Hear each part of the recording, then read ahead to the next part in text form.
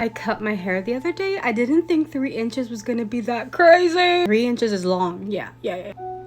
Anyway, I read this story in the comments section and I was like, oh, I have to share this with everyone. I feel like I say this all the time, but mirror stories scare me so much. And thank you, Robert Gonzalez, for letting me share this story with everyone. And apologies for that intro. More than 40 years ago, my first wife used to love mirrors in every room of the house. If I'm not mistaken, I believe we had 50 mirrors, or rather, she paid for 50 mirrors total throughout the house. When we had some friends over to renovate, paint the walls, replace the carpeting, they mentioned the mirrors and said, you guys must be kinky to have all those mirrors, and my wife basically stated, no, I just like to see the TV reflected in all of the mirrors whenever I turn to my side to go to sleep. I fall asleep watching or listening to the TV. I was always afraid that she would get struck by lightning when we had bad thunderstorms in West Texas out in the country. Unfortunately, for some strange reason, I always seemed to attract lightning when I was out working on the farm on the tractor. Lightning strikes would follow me in whatever direction I was driving the tractor. I was very cautious when entering the house and would rush into the house and immediately close the door behind me for fear of a lightning strike into the house and reflecting off all the mirrors that were hung up throughout the household. When we eventually moved from the property due to foreclosure, we moved into another home which is approximately half the size, so we only hung up about a dozen mirrors in this household. The others were left in storage. I distinctly remember one afternoon when I came home from work, I walked into the house and saw my wife sitting down on the recliner next to the door in the living room, and she asked me how my day was so far. I responded that it was a good day, not too busy on the farm. I took my hat off and walked into the kitchen, and to my surprise, my wife was at the stove cooking me lunch. I had to do a double take and look back into the living room. There was no one sitting there, but when I looked in the mirror, I could see my wife clearly sitting on the chair. That was another oddity that happened throughout our lives when we were married. Eventually, we moved to South Texas, then 4 years later, my wife passed away.